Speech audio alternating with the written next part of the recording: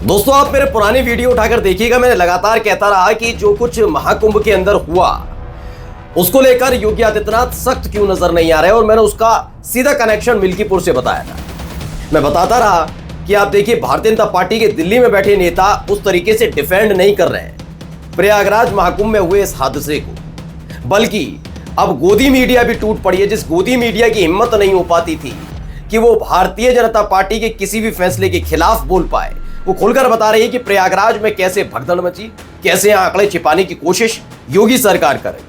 फिर सुनिए, योगी सरकार कर रही, क्योंकि मिल्कीपुर उपचुनाव में योगी आदित्यनाथ अगर आगे निकलते हुए नजर आते हैं तो ये मोदी और शाह वाले गुट के लिए बड़ा झटका है। ऐसे में खास तौर पर इस पर ध्यान दिया गया। इसीलिए गोदी मीडिया के बड़े बड़े पत्रकार जो कल तक वाहवाही कर रहे थे, अब वो उतर आए इस बात को लेकर संतुलन के साथ कि हाँ भाई, भगदड़ भी हुई, आंकड़े भी छुपाए, तमाम चीजें। और जिस बात का जिक्र मैंने किया था कि आखिरकार ऐसा क्यों है, तो उसका प्रमाण किसी और ने नहीं, खुद योगी आदित्यनाथ ने आगे आकर दे दिया कि महाकुंभ के नाम पर उन्हें मिल्कीपुर में अपना जलवा दिखाना था। यही नहीं, एक लड़की जिसने पूरी पोल खोल कर रख दी थी कि संगम में भगदड़ का जिक्र तो किया गया, लेकिन झूंसी में जो कुछ हुआ उस पर चुप्पी साध कर बैठा है योगी आदित्यनाथ का प्रशासन। उस लड़की को गायब कर दिया गया, यानी कि भेज दिया गया उसके घर, और अब उसको दिहाड़ी मजदूर बताया जा रहा है। नमस्कार, मैं हूं प्रज्वल गौतम और आप देख रहे हैं खबर चौक। तो चलिए भैया, खबर चौक पर शुरुआत करते हैं। पहले इनका बयान सुन लीजिए योगी आदित्यनाथ जी का, क्या कह रहे हैं। 34 करोड़ श्रद्धालुओं ने प्रयागराज के मां गंगा, मां यमुना और मां सरस्वती की त्रिवेणी के संगम में आस्था की पवित्र डुबकी लगाई है। दुनिया विभूत है।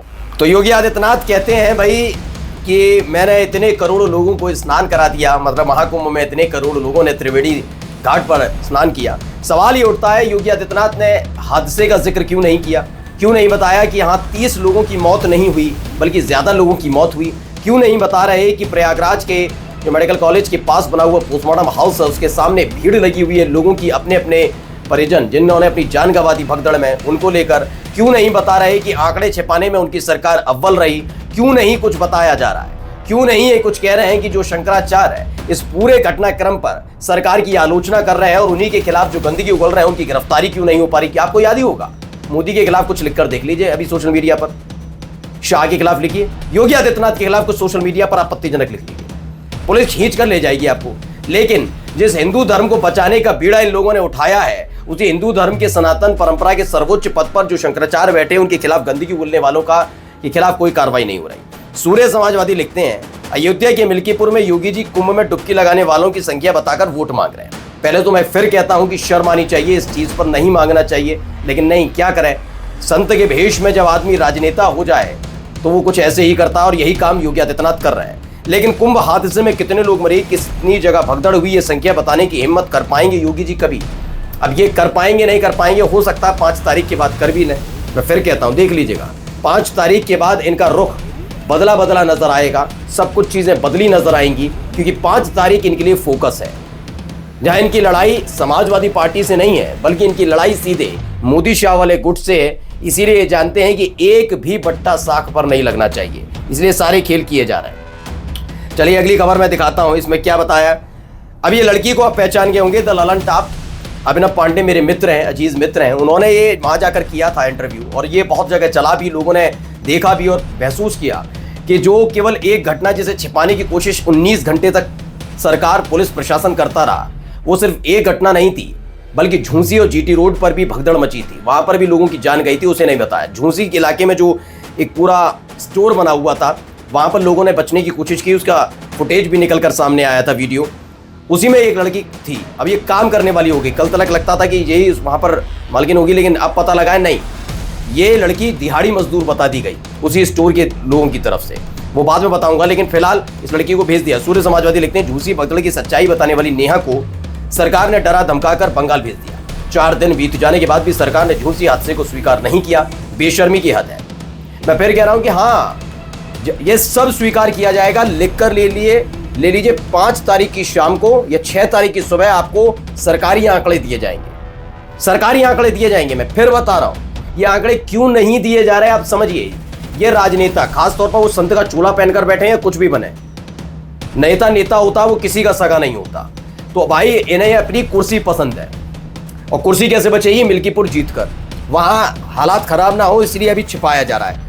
5 तारीख की शाम जब वोटिंग खत्म हो जाएगी और 6 तारीख की सुबह आप तक आंकड़े पूरे पहुंच जाएंगे। जीटी रोड वाली घटना भी, झूसी हादसे वाली घटना भी, तमाम चीजें स्वीकार कर ली जाएंगी। लिख कर ले लीजिए, अभी से बता रहा हूं। ये इसलिए मैं आपसे कह रहा हूं क्योंकि सारा खेल मिल्कीपुर से जुड़ा हुआ है, इसलिए सारी चीजें मैनेज की जा रही हैं। अब जहां ये स्टोर की लड़की थी, इसने पूरी कहानी बताई थी दलालन टापर मेरे दोस्त अवनव पांडे को, अब वो लड़की गायब है।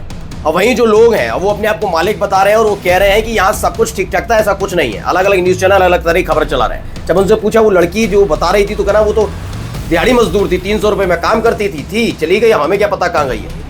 ये प्लांटेड था नहीं, हमें नहीं मालूम, लेकिन यहाँ कुछ नहीं हुआ, यहाँ बहुत सब कुछ ठीक ठाक था। तो सोचिए, सफेद झूठ बुलवाया जा रहा है। प्रशासन के दबाव के बिना ऐसा हो सकता है, संभव हो सकता है? नहीं ना। मालिक कहाँ गायब थे 3 दिन से? अगर वही यही लोग मालिक हैं जो अब बता रहे हैं कि लड़की तो दिहाड़ी मजदूर थी, वो मालिक कहाँ थे 3 दिन से? अचानक से प्रकट होते हैं और उसके बाद वो लड़की गायब होती है और अब सब कुछ ठीक ठाक बता दिया जाता है। ये झूठ परोसा जा रहा है। अब एक खबर है, देखिए एबीपी न्यूज की खबर है, महाकुंभ भगदड़ पर योगी से शंकराचार्य का नया सवाल है। शंकराचार्य जी बड़े नाराज हैं मुक्तेश्वरानंद सरस्वती। उनका कहना है कि जो व्यवस्था बहुत शानदार होनी चाहिए, क्योंकि योगी आदित्यनाथ ने हाल ही में एक कार्यक्रम में, इस भगदड़ से पहले की बात बता रहा हूं, उसमें एक दावा कर दिया था कि 40 करोड़ लोग महाकुंभ में आएंगे, लेकिन व्यवस्था योगी आदित्यनाथ की सरकार ने, प्रशासन ने 100 करोड़ लोगों की कर रखी है। तब शंकराचार्य जी ने कहा था कि अगर ऐसा ही है था, अगर 100 करोड़ नहीं 140 करोड़ आ जाते तो मानते कि अव्यवस्था पहली ओवर क्राउडेड हो गया, मतलब बहुत भीड़ आ गई। लेकिन 100 करोड़ की व्यवस्था थी और 40 करोड़ लोगों में भी भगदड़ मच जाती है और हालात इतने बिगड़ जाते हैं कि आंकड़े छिपाने पड़े सरकार को, तो ये शर्म की बात है। इस बात को लेकर ट्रोलर, जो योगी आदित्यनाथ वाले ट्रोलर, फिर बता रहा हूं, बीजेपी आईटी सेल वाले नहीं, मोदी शाह वाले नहीं, योगी आदित्यनाथ वाले ट्रोलर जो है वो इनको गालियां बक रहे हैं, उल्टी सीधी बातें बोल रहे हैं। शर्म आनी चाहिए। मुझे तो सबसे पहले तो उन्हीं पर सवाल उठाना चाहिए जो अपनी साख बचाने के लिए शंकराचार्य को गाली बकवा रहे हैं और चुपचाप बैठे हैं। सत्ता हाथ में होने के बाद पुलिस दौड़ा देनी चाहिए थी, लेकिन नहीं। अब इन्होंने नया सवाल दाग दिया। एबीपी न्यूज की एक खबर है, महाकुंभ भगदड़ पर योगी से शंकराचार्य का नया सवाल। कफन पर 64 नंबर लिखा था, लेकिन सरकार क्या है? देखिए, प्रयागराज महाकुंभ में बची भगदड़ के बाद उत्तर प्रदेश की सरकार को आलोचनाओं का सामना करना पड़ रहा है। मौनी अमावस्या पर हुई भगदड़ को लेकर योगी सरकार पर निशाना साधते हुए शंकराचार्य अभी मुक्तेश्वरानंद सरस्वती ने कहा, मौजूदा सरकार ने कहा था कि 40 करोड़ लोग आने वाले हैं, लेकिन व्यवस्था 100 करोड़ लोगों की है, लेकिन आए तो सिर्फ 40 करोड़ लोग की, तो अव्यवस्था कैसे हो गई? सरकार से 5 से 10 करोड़ लोग क्यों नहीं संभल पाए? ये एक सवाल उठाया। इससे एक परगला गए, बुरी तरह से परेशान हो गए सारे के सारे योगी भक्त। अब आगे नई खबर बताई कि पत्रकारों ने हमें तस्वीर लाकर दिखाई। लोगों पर जो कफन बंधे हुए हैं उस पर हर शव का नंबर लिखा गया। किसी शव पर 58, किसी पर 37, तो किसी पर 64 नंबर लिखा था। 1500 लोग गायब, उनको लेकर लोग परेशान हैं कि उन्हें उनके साथ वालों का पता नहीं चला। अब ऐसे में ये क्या किया जा रहा है? मैं फिर तारीख बता दे रहा हूं, 5 फरवरी की शाम 6 से 7, 6 बजे के बाद, और 6 तारीख की सुबह के बाद कभी भी। इसके मतलब 5 फरवरी को शाम 6 बजे के बाद कभी भी, 6 भी हो सकती है, 7 भी हो सकती है, 8 तारीख भी हो सकती है, कभी भी आपके सामने प्रशासन बताएगा पूरा सच। झूसी का भी, जीटी रोड वाला भी सच, संगम का भी सच, हर एक व्यक्ति की मौत की खबर भी कितनी सच है कितनी झूठ, सब बताएगा। लेकिन सवाल मिल्कीपुर का है ना, इसलिए सब शांत है। नमस्कार।